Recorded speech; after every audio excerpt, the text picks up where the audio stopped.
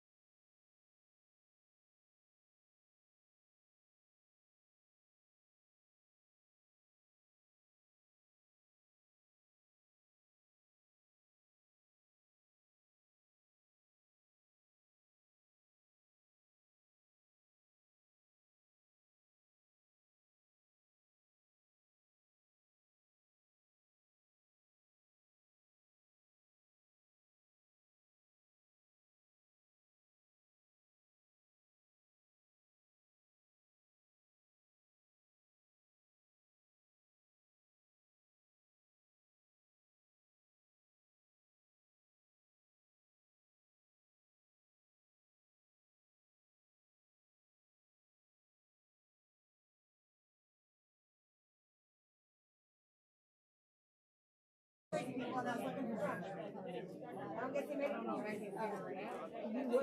evening, it's time to begin.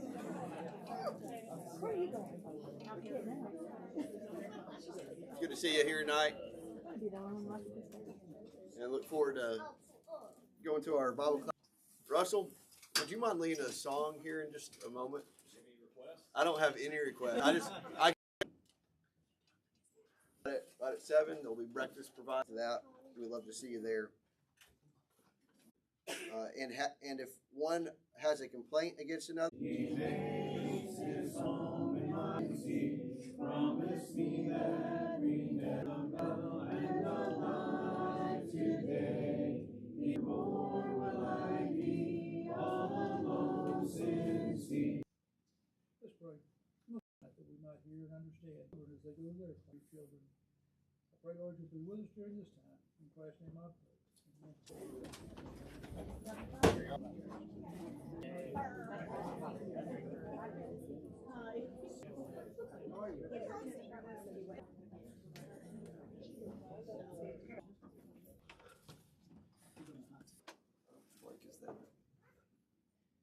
Great.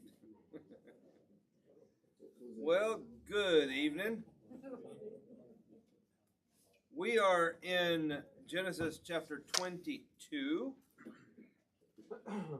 We finished up chapter 21 last week. And just one little something before we, or a couple of little things before we fully move into chapter 22.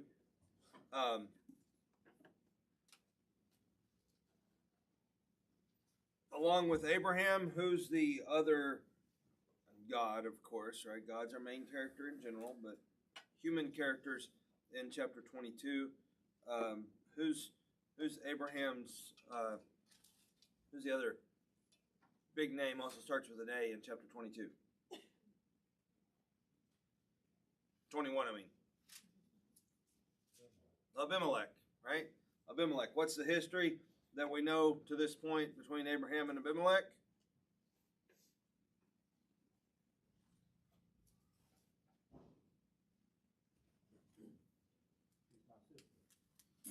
Okay. There's a she's my sister moment with Abimelech, kind of like there was with Pharaoh.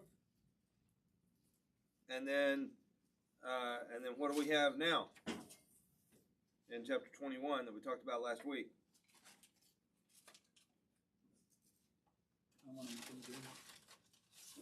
Yeah, there's this agreement that they reach about this well, and we did a little speculating last week as to what that well might be and whatnot. But I just wanted to just kind of remind us of Abimelech. It tells us that Abraham stays in the land of the Philistines for a long time, however long that is, right?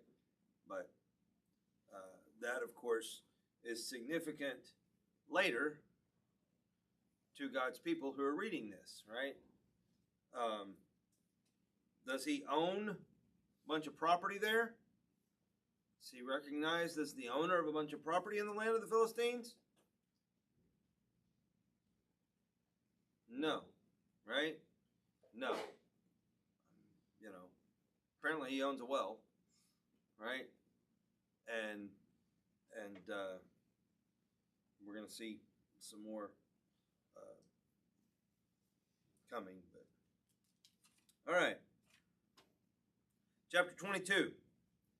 Sometime later, we're not told when, but we're told later, or it came to pass after these things, right?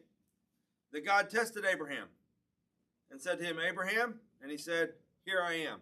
I think I could pass that test too, couldn't you? Now your son, your only son, Isaac. Now wait a minute. Is Isaac his only son? And here we have your only son, right?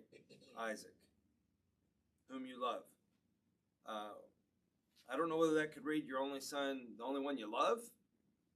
I don't know that that's the way to read it. But there's still kind of an interesting element there for him to be referred to as Abraham's only son. Could it be the only son that God recognizes? The only one that still, well, God recognizes and said he's going to bless Ishmael too, you know. But at this point, you know, perhaps the safest way to understand it is that Ishmael's gone. I mean, intended son was Isaac, right, through Sarah, and Ishmael is no longer. And all the the way you're recognized and all that, and that. In the context of the promises, because God specifically told him that he's going to fulfill those promises through Isaac. Take your son, your only son, Isaac, whom you love, and go to the land of Moriah and offer him there as a burnt offering on one of the mountains of which I shall tell you. How much information does he get there from God? Not a lot of detail, right?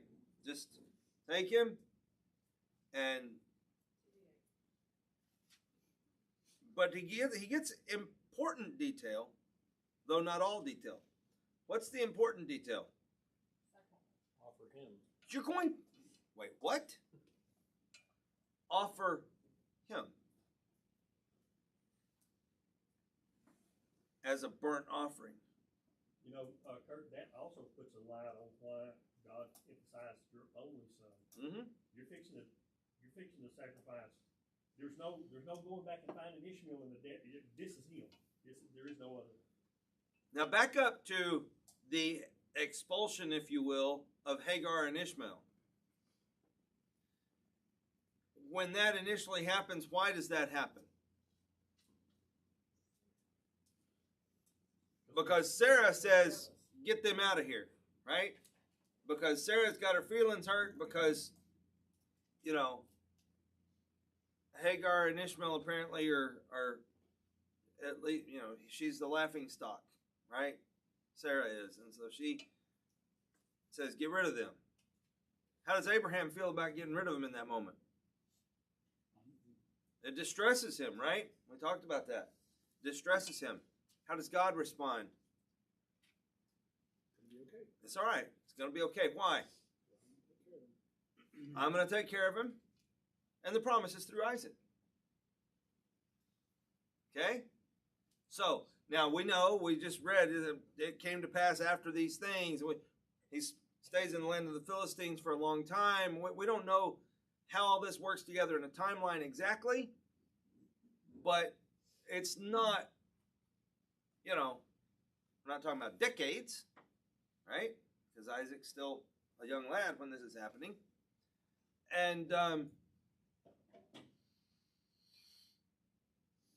in the narrative, because we like to think about chronology, but the reality is that narrative in Scripture is, in many ways, is more important than our modern insistence on chronology, right? Because the narrative is being pieced together with a purpose, right? To communicate certain things. In the context of the narrative, this is the sequence that we have. There's a couple of things in there that that don't necessarily relate exactly, or may, and we just don't realize it. But God tells him, it's okay. I'll take care of Ishmael. The promise is through Isaac. Oh, by the way, take him, and I'll tell you when you get there, apparently, what mountain. But you go to this area, and you're going to sacrifice him. Okay, you're Abraham.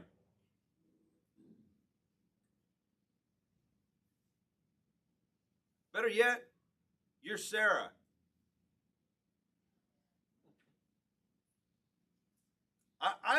I have to assume that Sarah doesn't know what God has told Abraham to go do. Yeah, I think it, you know, I can't find any other solution but to assume that. I also, with my tongue only partially in cheek, will say that the faith that it takes for him to follow through on God's commandment here is not just about Isaac, but about the fact that he's also going to have to go home to Sarah later. Dad, you were going to say something? This is the second time God's told Abraham to get up and leave, and I'll show you later where you're going. Yeah.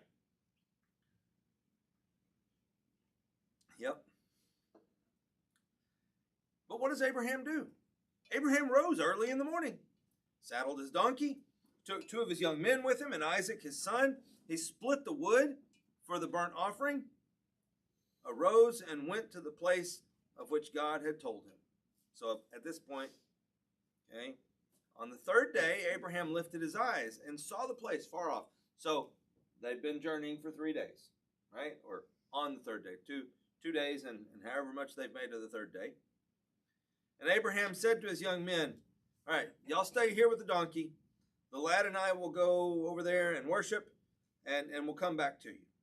So Abraham took the wood of the burnt offering and laid it on Isaac his son, and he took the fire in his hand and a knife, and the 2 of them went together. So picture it. Isaac's carrying the wood, right?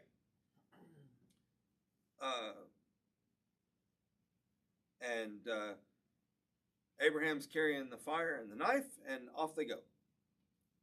And Isaac spoke to Abraham, okay, hang on, you're the 2 servants.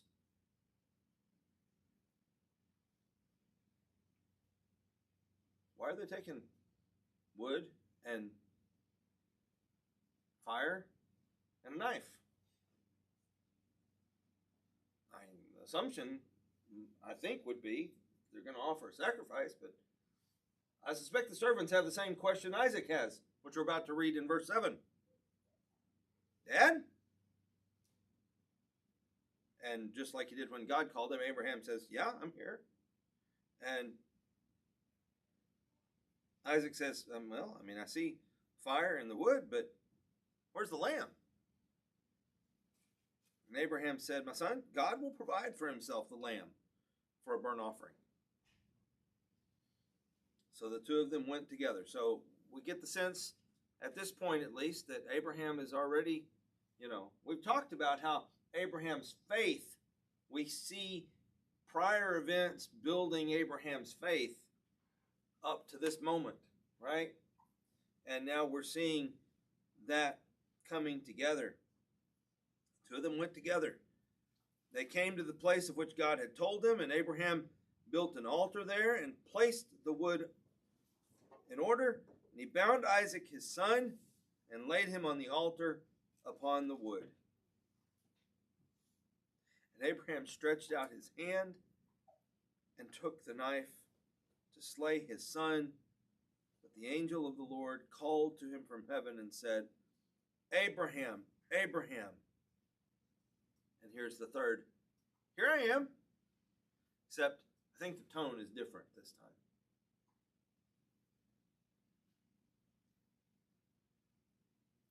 And he said, don't lay your hand on the lad or do anything to him.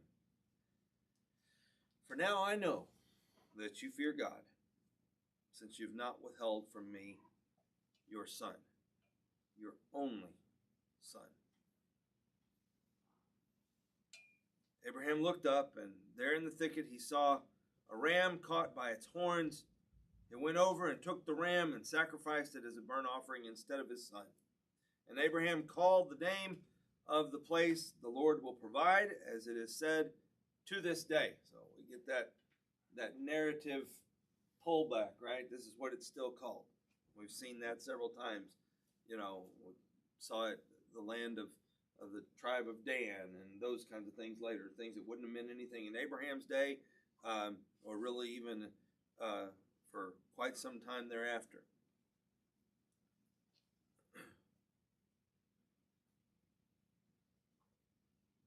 Then the angel of the Lord called to Abraham a second time out of heaven and said,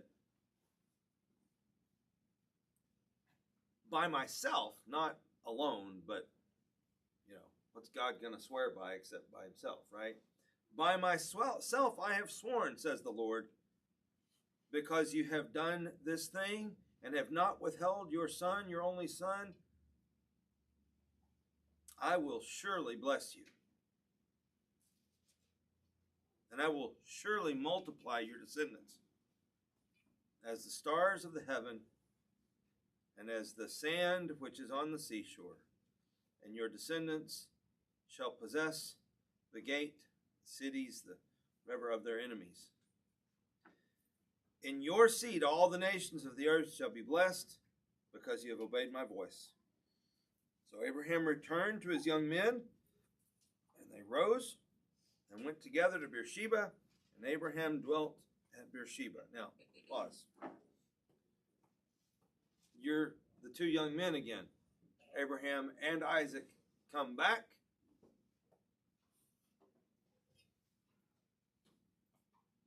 Presumably, these are things we don't really think about. Presumably smelling of smoke, and there's probably some blood stains here and there, right? When they left, it was just the two of them, right? But Provider Ram, I don't know, I like to kind of think of what does this look like to the bystanders, other people.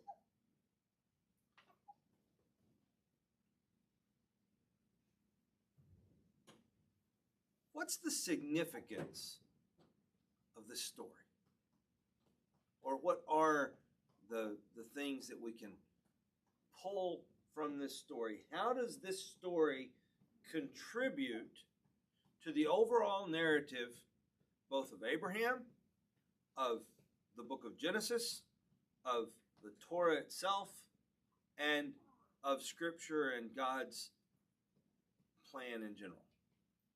I know that's a lot of questions. It's kind of one question, just kind of exploded into different directions, and should provide us plenty to discuss and get us through the end of class, I would think. But if not, we move on. Well, it's interesting. Abraham is starting the lineage that will eventually bring the Messiah. God just put Abraham on the same test that God is going to do himself. You know, Abraham kind of proved himself as being worthy in the lineage of what God is going to do. What kind of relationship does God have with Abraham? What have we seen about that relationship before this time? What kind of interactions have we seen between God and Abraham? Dad mentioned, this is the second time he's told him, go to this place, I'll tell you where later. And he goes. He kind of just expects him to trust him. Expects him to trust him? Have we seen Friendship, a friendship? Have we seen anything that indicates to us how God feels about Abraham prior to this? The Sodom and Gomorrah episode where he should not tell Abraham about this? Yeah. We talked about that. We brought that out a little bit in that moment. Does God care about Abraham? I mean, he cares about all of his creation. There's a relationship there. Okay? He cares about Abraham. I say this to say, can God be grieved? Yes. This can't be a pleasant, the lead up to this can't be that pleasant of an experience for God. He knows what he's putting, and he knows that he's going to live something similar. The value of this story to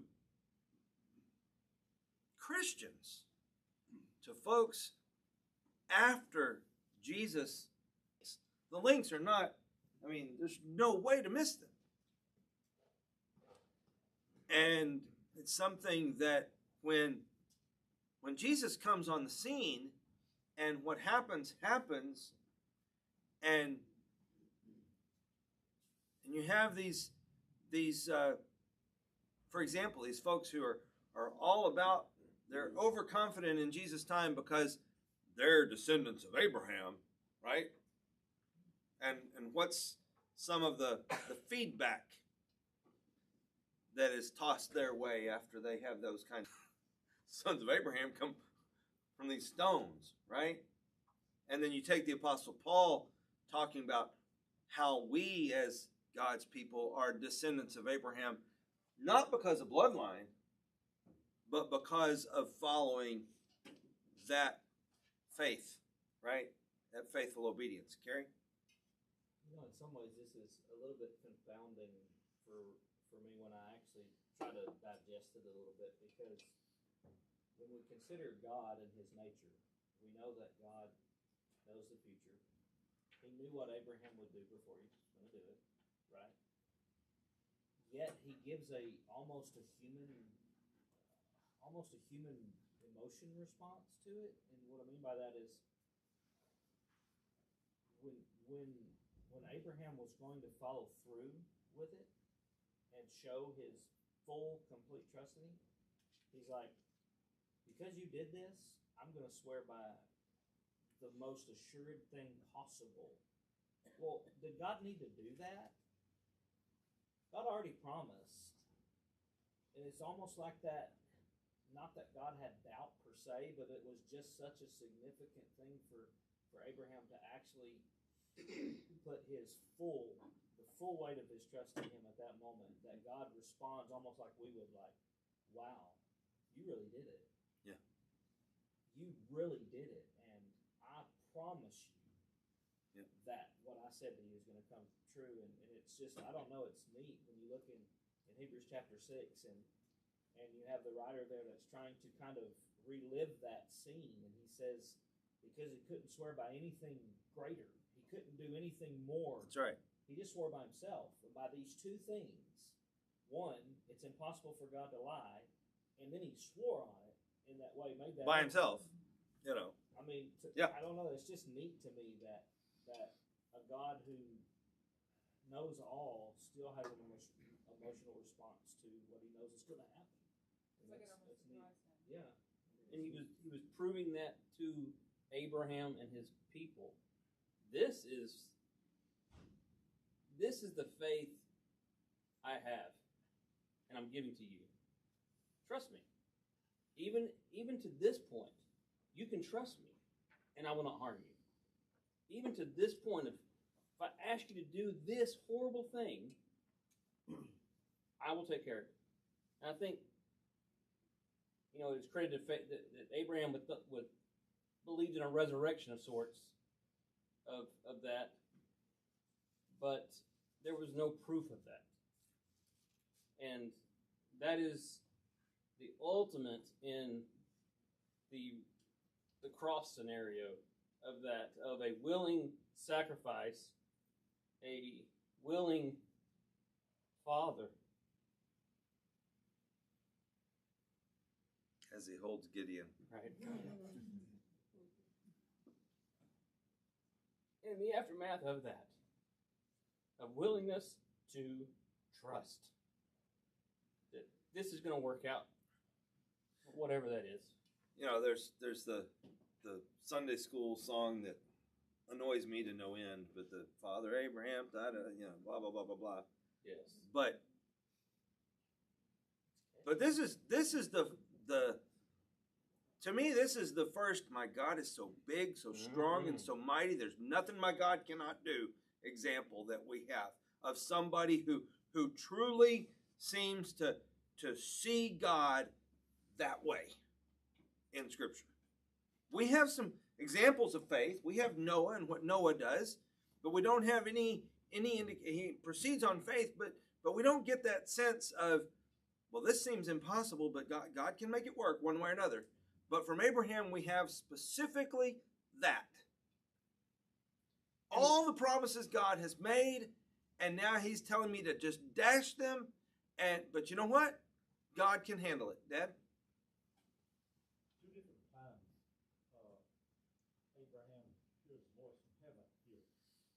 One of those times, Isaac is still up on the altar. And I've always wondered, okay, did Isaac hear this voice too? Yeah. And what God had to say about it? Now, what impact does that have on Isaac? What impact does the whole scene have on Isaac, whether he hears that or not? On the one hand, if he doesn't hear it, Isaac may live the rest of his life thinking Dad's a little cuckoo. Sure obey. So hopefully he does hear it, right? What God has to say is audible, and Isaac hears it, and that then has an impact. But, next time Dad says, "Hey, let's go camping," you're like, "No thanks, Dad. I think I'm done with that life." Did you have something else you were Well, I going was to say? going to say, and the power that comes in that is, yes, God has this humanistic response almost there, but to me that is for Abraham and possibly Isaac's benefit, and for us as followers to see the faithfulness that we share in that, and the power that it is to be called God's people. That is an honor that I think we take lightly sometimes, that He would choose us and call us His people. And when you look, like, you go back to that scene where Jesus was there with Thomas, and we always talk about doubting Thomas, and Thomas needing to feel, and see and all that, and what did Jesus say to him? He said, blessed are you, but blessed are they that don't need to believe see. and don't see. And like you had mentioned, this was before a time that resurrection was in the thoughts of No, it wasn't man. anything that It even wasn't there. And it's not that, it's not that we conjecture that we think. In Hebrews 11:17 and following, it says Abraham concluded that God was able to raise him up even from the dead. Yep. What makes you think that, Abraham? And that is that kind of faith that we depend on, that says Jesus rose from the dead. We didn't see it. Right. My God is so big, so strong, and so mighty. There's nothing my God cannot do. And there's something that's missing from that little kid's song that really is a good adult song too. And we see it here, and that is, on top of being so big, so strong, and so mighty, He also cares. Right? He cares. And we see that He cares. We know that He cares. We've seen it before. So Abraham, verse 19, returned to his young men, and they rose and went together to Beersheba, and Abraham dwelt at Beersheba. Now it came to pass after these things, so there we have another temporal transition, right? We don't know when, but that it was told Abraham, saying, indeed, Milcah also has borne children to your brother Nahor. Huz, his firstborn. Buzz, okay. Y'all missed out. Huz, Buzz. They don't start with G's, though. Okay, I understand. Huz and Buzz. Oh, boy, and we have the Buzz brothers, don't we? Huz, his firstborn. Buzz, his brother. Kemuel, the father of Aram. Chesed, Hasso. Pildash, Jidlaph, and Bethuel. And Bethuel begot Rebekah. So we get this introduction of Rebekah. These 8 Milcah bore to Nahor, Abraham's brother. His concubine, whose name was Reumah, also bore Tebah, Gaham, Thahash, and Maacah.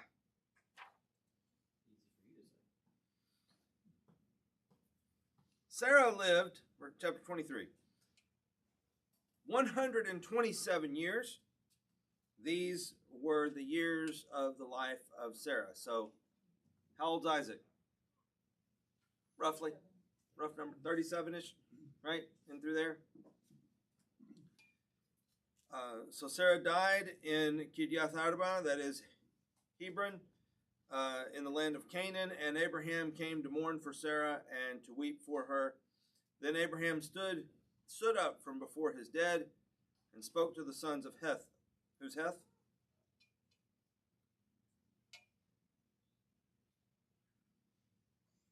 Do we know who Heth is? Okay.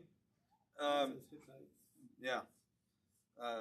And so that's the some of our translations will kind of dig that out for us and tell us the Hittites, the sons of Heth. Okay. Saying, I'm a foreigner and a stranger, sojourner, visitor among you. And here we've got a well, and now what do we get? Give me a property for burial place among you, that I may bury my dead out of my sight. And the Hittites, the sons of Heth, answered Abraham, saying to him, hear us, Lord. You are a mighty prince among us. Bury your dead in the choicest of our burial places. None of us will withhold from you this burial, or his burial place, that you may bury your dead. Oh, okay. I'll tell you a story. Took Cecilia's van. Driving Cecilia's van. She let me borrow her van because I've got vehicle troubles. But oil change light was on. Sticker said that it was due 1,500 miles ago. And so she asked me to go for an oil change. Take it into the oil change place, same place she took it last time. Sticker said. Pull in, and there's nobody in front of me, son. Pull in, they take the mileage, I pop the hood, they start pulling the filter off, and draining the oil. The guy over at the counter's busy with somebody else. When he finally gets around to looking it up to see that it was actually changed 1,000 miles ago, and apparently they didn't change the sticker or reset the light, they've already drained all the oil out and thrown the filter away, right? So I'm like, guy, okay, well, I guess we just pay for an oil change that we don't need, right? They let me have it for free. They didn't charge me, which is fair. It would have been fair for me to have to pay it too. We should have figured that out. And you know what? I went away happy. I was glad I didn't have to spend that money. Abraham's got his wife, Sarah. He doesn't have any place to bury her even. No place where he can say goodbye, right? It's the indications we have from the text, right? And he's offering to buy a place, right?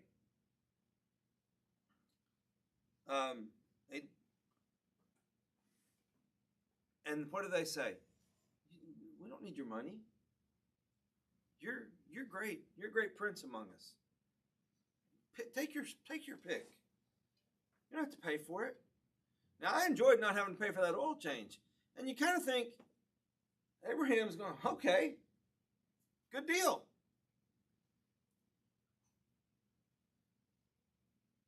Any problems with that? Abraham stood up and bowed himself to the people of the land, the Hittites, sons of Heth, and he spoke with him, saying, if it's your wish that I bury my dead out of sight, hear me and meet with Ephron, the son of Zohar, for me, or on my behalf, that he may give me the cave of Machpelah, or sell me the cave of Machpelah, which he has, which is at the end of his field. Let him give it to me at the full price as property for a burial place among you. So among all the little details there is the element of, no, I'm going to pay for it. I'm going to pay for it. Why? Why not take that generosity? Now, by itself, we might not feel comfortable drawing a conclusion there, but do we have something else in Abraham's history that we've already studied and read that might possibly inform our reading of this? King of Sodom. The king of Sodom, after Abraham goes back and gets all of that stuff, the king of Sodom wants to reward him. And what does he say? No. And the sense is, nobody else is going to get credit for God's fulfillment of his promises, right? And so possibly that's going on here as well. Now, Ephron dwelt among the sons of Heth, the Hittites, and Ephron the Hittite answered Abraham in the presence of the sons of Heth, all who entered at the gate of his city, saying, no, my lord, hear me. I give you the field and the cave that is in it. I give it to you in the presence of the sons of my people. I give it to you. Bury your dead. I don't want your money. I want your favor, maybe some of the implication. I want to be on your good side. There could be some of that going on. Abraham bowed himself down before the people of the land, and he spoke to Ephron in the hearing of the people of the land, saying, "If you will give it, please hear me. I will give you money for the field. Take it from me, and I will bury my dead. I will bury my dead there." And Ephron answered Abraham, saying to him, "My lord, listen to me. The land is worth 400 shekels of silver. What's that between you and me? So bury your dead." And Abraham listened to Ephron, and Abraham weighed out the silver for Ephron, which he had named in the hearing of the sons of Heth, 400 shekels of silver, currency of merchants, commercial standard. So the field of Ephron, which was in Machpelah, which was before Mamre, the field and the cave which was in it, and all the trees that were in the field, which were within all the surrounding borders, were deeded to Abraham as a possession in the presence of the sons of Heth, before all who went in at the gate of his city. And after this, Abraham buried Sarah his wife in the cave of the field of Machpelah, before Mamre, that is, Hebron, in the land of Canaan. So the field and the cave that is in it were deeded to Abraham by the sons of Heth as property for a burial place. Thoughts? Comments? There's one thing I read some time ago, which, somebody's opinion and historical stuff, may or may not be true. But they took this and said at the time, this could very well be simply the way they bargained. It would have been a dishonor between people of equals. It would have been a dishonor for someone to ask a price for something. Mm-hmm. It would have been a greater dishonor for the person not to pay for it. Right. So this simply, everybody knew he was going to buy it, but this is how it played out between these Eastern people of this time. Whether it's true or not, I don't know, but it makes sense because obviously they were finally getting down to the price, and then Abraham just paid the price, and everybody was happy and went their way. Certainly possible. You're saying kind of like when someone offers to buy dinner and say, "Oh no, I'll pay for it." Yeah. It's two people of honor battling it out, without either one of them losing face. Right.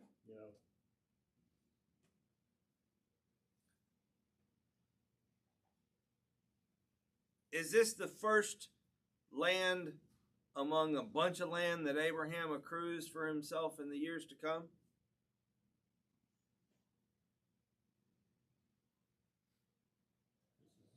This is it. The only land he had for himself. This and that well. And Abraham, and Isaac, and Jacob, and Rebekah, and Leah, and perhaps some of the others are all buried here as time goes on. that's all he's got. All he's got. I can see some practical reasons why he would want to pay for it and get it deeded to him in the burial aspect of things. I also wonder if it has any tie to David's attitude pretty much at the end of his life almost in 2 Samuel 24 when he was offered the threshing floor to offer sacrifices to God for free, and he said, I won't offer to God something that didn't cost me anything. I wonder if there's some sort of sense of, thing. I don't know. Yeah. I mean, but I just wonder if there's any kind of connection. I'd have to dig into that. It's Hebron, but I can't remember. Yeah. But I don't remember. Maybe so.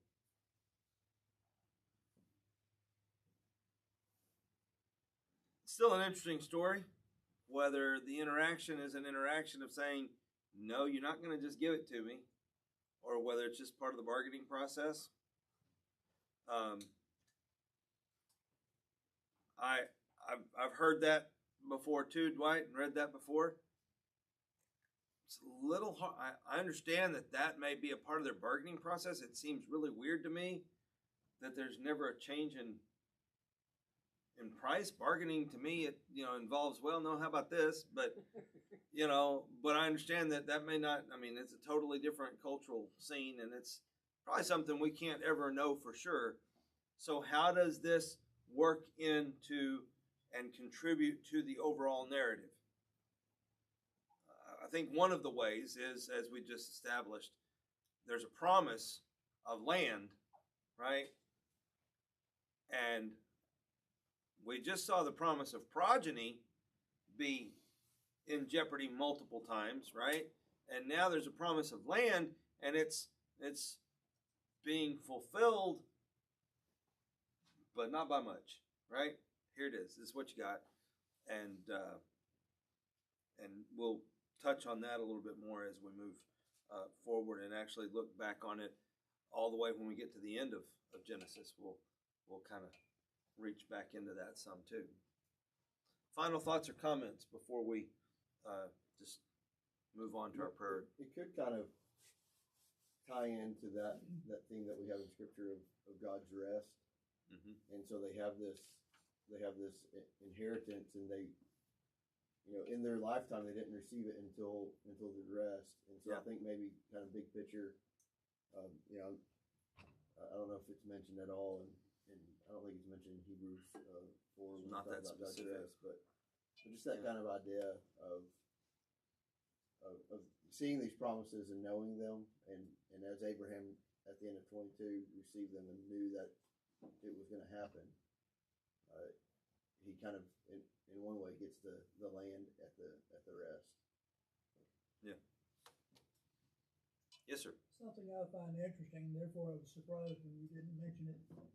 As Abraham and Isaac left the servants, Abraham said to them, "You stay here, we'll go on ahead and worship, and we will come back to you." Yeah. Along the way, Isaac asked him, "Where's the sacrifice?" And he said to Isaac, "God will provide the sacrifice." I think Isaac had it in his mind that God would take care of things. That part was mentioned, and he did. Yeah, he did. Anything else?